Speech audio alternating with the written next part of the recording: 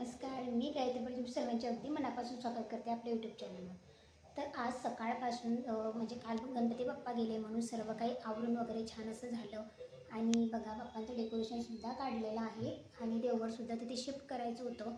देवसुद्धा व्यवस्थित ठेवायचे होते, पण अहो घरी नसल्यामुळे ते माझ्याने हलणार नाही, कारण ते ऑलरेडी खूप जास्त वजनदार आहे म्हणून ते सकाळी शिफ्ट करणार आहे. पण आज म्हटलं चला सर्व काही आवरून झालेलं आहे आणि तर उद्या देवघरामध्ये छान असे आपले देव नेहमीप्रमाणे सुंदर दिसतील. तर आधी आता देवांना सुद्धा स्वच्छ असे क्लीन घासून घेते, जेणेकरून आता 10 दिवसांपासून देवही खूप जास्त चिकट झालेले आहेत. आणि मी देव कशाने घासते हे सुद्धा मी तुमच्यासोबत आधी शेअर केलेलं आहे आपल्या ब्लॉगमधून. आम्ही देव गोदाजलने घासत असते, पण आता ते सुद्धा तुम्हाला दाखवते पुन्हा एकदा का गोदाजलने घासते. खूप छान असतं गोदाजल. बऱ्याच महिला देव हे बेसिंगमध्ये घासत असतात किंवा बेसिंगमध्ये घासतात किंवा पितांबरीने घासतात, भैया पावडरने घासतात. पण देव हे भैया पावडर, पितांबरी किंवा निरमा ह्या सारख्या गोष्टीने घासण्यासारखे देव नसतात. देव हे फक्त गोदाजलने घासायचे असतात. आणि हळदीने सुद्धा आपण देव घासत असतो, हळद आणि कापूर. हे सुद्धा मला माहिती आहे की हळद आणि कापूरने सुद्धा आपण देव घासत असतो. पण देव जर तुम्ही गोदाजलने घासले तर खूप छान वाटतात, देव सुंदर दिसतात, अगदी नव्यासारखे दिसतात. आणि गोदाजल जर तुम्हाला घ्यायचं असेल तर ते आपल्या जवळच्या केंद्रामध्ये तुम्हाला मिळून जातं. आणि देवपूजेचे जे काही भांडी आहेत ते सुद्धा मी अगदी छान अशी क्लीन करून घेतली होती, कारण आता बाप्पा उठले आणि जे काही देवपूजेसाठी वापरले होते लोटा वगैरे, ज्या पंती वगैरे, त्या सर्व काही छान असं क्लीन करून झालं. पूर्ण घर वगैरे आज छान असं व्यवस्थित आवरून झालं दिवसभराचं. आणि आता म्हटलं चला देव संध्याकाळची देवपूजा वगैरे पण सुंदर व्यवस्थित झालेली आहे आणि आता देव घासते आणि मग नंतर तुमच्यासोबत बोलते. तर तुम्हाला सांगितल्याप्रमाणे मी गोदाजलने देव घासत होते. आधी महाराजांची मूर्ती वगैरे छान अशी घासत होती. आणि बघा फक्त 2 थेंबांमध्ये इतके क्लीन आणि स्वच्छ देव होतात की अगदी नव्यासारखेच. तुम्हाला मी लास्टमध्ये दाखवणारच आहे. तर आता पितृपक्ष लागलेला आहे. तर आता आपल्याला पितरांची सेवा कशी करायची आहे त्याबद्दल आपण अगदी थोडीशी माहिती बघणार आहोत. तर सेवा पितरांची कशी करावी? रोज सकाळी अंघोळ झाल्यानंतर देवपूजेच्या आधी दक्षिणेकडून तोंड करून पितृसूक्त वाचावे. तर्पण सकाळी 10 ते 2 त्याच्या आधी केव्हाही तुम्हाला करता येते. आपण तर्पण करत आहोत, पूजन नाही म्हणून नैवेद्य किंवा आरतीची आपल्याला अजिबात गरज लागणार नाहीये. तर्पण झाल्यानंतर तर्पण केलेले पाणी झाडाला मुळाशी व्हावे, पायदळी किंवा अंगणात टाकू नये. पितृतर्पण काही अपवादात्मक परिस्थिती जर असली आपल्या घरामध्ये तर म्हणजे शक्यतो पुरुषांनीच करावे, किंवा ज्यांचे पती नाही आहे, ज्यांना मूल नाही आहेत, अशा स्त्रिया सुद्धा तर्पण करू शकतात. त्याच्यामध्ये काहीही अटी नियम अजिबात नाही. पण तुमच्या घरात जर पुरुष असेल तर आवर्जून पुरुषांनीच तर्पण करावे या पितृपक्षामध्ये. महालयात पितर पंढरवारा या श्राद्ध दिवसामध्ये पुरुष रोजही तर्पण तुम्ही करू शकतात. या 15 दिवसांच्या कालावधीमध्ये दररोज पितृतर्पण तुम्ही करू शकतात. किंवा जर इतर वेळी असं म्हटलं तर आपण अक्षय तृतीयेच्या दिवशी सुद्धा पितरांना जेव घालत असतो, घास टाकत असतो. त्या दिवशी आपण घरातील कर्ता पुरुष जो आहे तो पितृतर्पण करत असतो.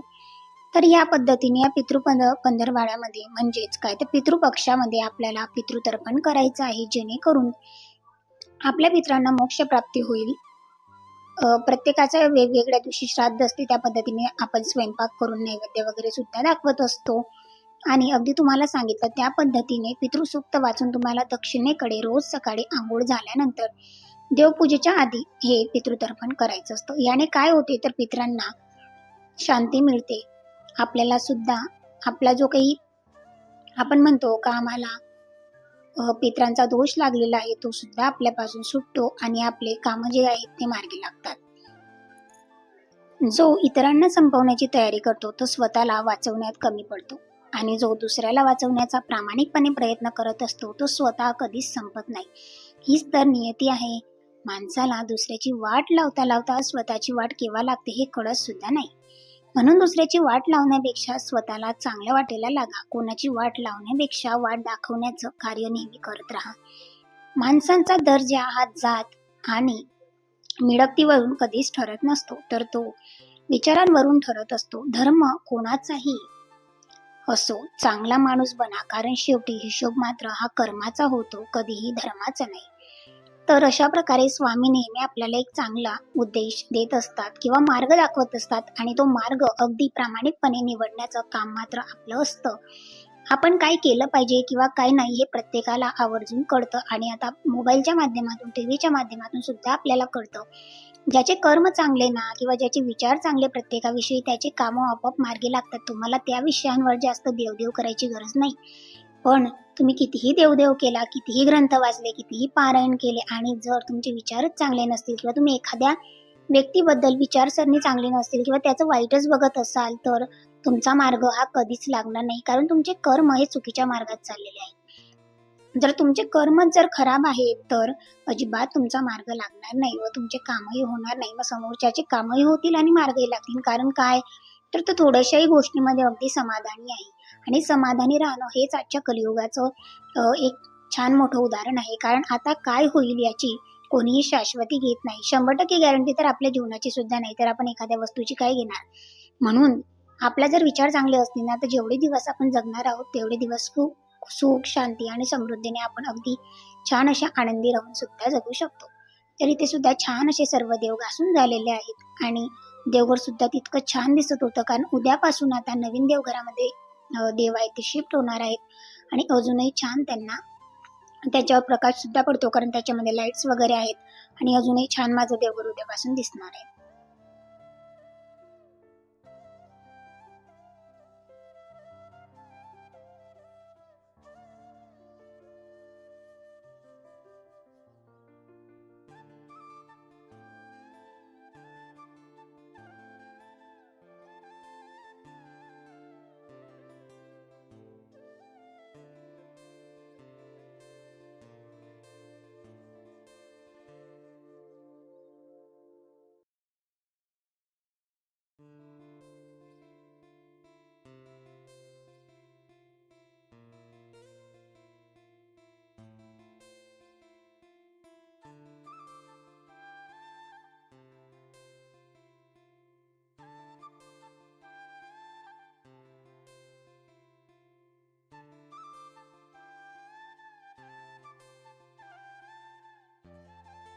आता 10 दिवस जेव्हा गणपती बाप्पा बसले होते, म्हणून छोटे गणपती सुद्धा बाप्पांजवळ होते आणि त्याच्यावर अष्टगंध, गुलाल, हळद, कुंकू असं टाकून ती मूर्ती इतकी घाण झाली होती, जी मी तुम्हाला दाखवली ती अजिबात निघाली नसती. पण ब्रश न वापरता, कारण आपण ब्रशच्या साहाय्याने कधीही देव घासत नसतो, तर ब्रश न वापरता, अगदी कोणतंही लिक्विड न वापरता आपण हे गोदाजलने घासतो, जेणेकरून 2 थेंबांमध्येच गणपती बाप्पा सुद्धा इतके क्लीन आणि स्वच्छ झाले होते आणि देवघर बघा इतकं छान दिसत होतं. हे माझं आधीचं देवघर आहे म्हणून थोड्या आठवणी सुद्धा आधीच्या त्याच्यामध्ये होत्या आणि आता उद्यापासून ते नवीन घरात जाणार आहे. म्हणून आता देव वगैरे स्वच्छ घासून झाले. कारण असंही ग्रहण होतं म्हणून म्हटलं चला काहीतरी सेवा म्हणून एक देव वगैरे घासून झाले. बाकीच्या सेवा होत्या त्या सुद्धा केल्या आणि संध्याकाळी ते स्वयंपाकाला लागले. स्वयंपाकामध्ये मला डाळ ढोकळी बनवायची होती, जी की आमच्याकडे अगदी साध्या सोप्या पद्धतीने आम्ही बनवत असतो आणि इझी फक्त 5 ते 10 मिनिटांमध्ये छान अशी तुम्हाला गरमागरम डाळ ढोकळी खाता येते. तर आधी मी काय केलेलं होतं, थोडीशी डाळ होती तुरीची ती घेतलेली होती. त्याला 2 ते 3 शिट्या लावून दिल्या आणि छान असं वरण बनवून घेतलं, जे की आपण नॉर्मल पद्धतीने वरण भातासाठी बनवत असतो. आणि तो 3 पोळ्यांची कणिक सुद्धा साईडला भिजवून ठेवलेली होती वरण लावल्याच्या नंतर, जेणेकरून ती सुद्धा छान होईल, मऊ होईल. आणि अशी नेहमीसारखी आपण ज्या पोळ्या बनवतो तशी पोळी मी लाटून घेतलेली होती. आता त्याच्यावर थोडंसं तेल टाकते आहे आणि तेल टाकून 3 साईडने त्याला असं फोल्ड करून घ्यायचं आहे. दोघं साईडने फोल्ड केलं, मधून सुद्धा अगदी छान पद्धतीने फोल्ड केलं आणि छोट्या छोट्या ज्या काही प्लेट्स होत्या त्या कापून घेतल्या. आमच्याकडे यांना चिकोल्या म्हणतात. गुजराती साईडमध्ये यांना डाळ ढोकळी म्हणतात. तुम्ही तिखट सुद्धा बनवू शकतात. कांदा, टोमॅटो अशा पद्धतीने सुद्धाही बनवता येते. पण आम्ही अगदी साधी आणि सिंपल बनवतो. आणि त्याच्यानंतर आता अशा व्यवस्थित तिघे पोळ्याचे मी छोटे छोटे कट्स करून घेतलेले होते आणि नंतर त्यांना त्या वरणामध्ये टाकायचं आहे. वरणमध्ये टाकून झाल्याच्या नंतर सुद्धा इतक्या छान झालेल्या होत्या आणि याच्यावर तूप घ्यायचं आणि साईडला चटणी असेल तर ती सुद्धा तुम्ही खाऊ शकतात किंवा फक्त तूप घेऊन सुद्धा अगदी छान लागतात, टेस्टी लागतात. आणि अशा चिकोल्या किंवा अशी डाळ ढोकळी सर्वांना आवडते. झटपट होणारा स्वयंपाक, वेळही वाचतो आणि जर काही स्वयंपाकाला नसेल तर विचार करण्यामध्ये जास्त वेळ घालवण्याची गरज नाही. असा झटपट होणारा हा स्वयंपाक लगेचच 5 ते 10 मिनिटांमध्ये रेडी होतो.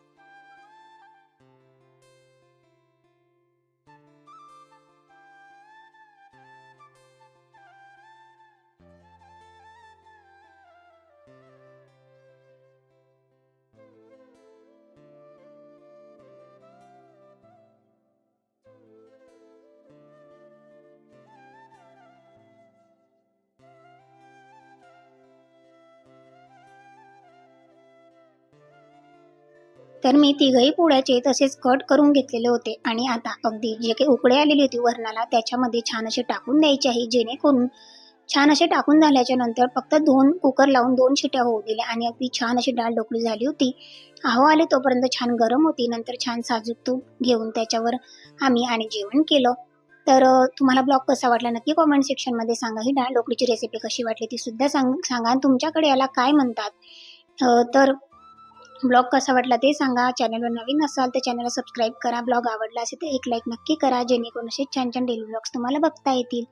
तर अशा प्रकारे बघा एवढी टेस्टी टेस्टी आणि छान छान अशी डाळ ढोकळी आमची तयार झालेली होती आणि अगदी 2 शिट्या लावून थोडं वरण पाणी बनवायचं, जेणेकरून जेव्हा शिट्या होतात तेव्हा ती आपोआपच गाढ होती. तर सर्वांना थँक्यू.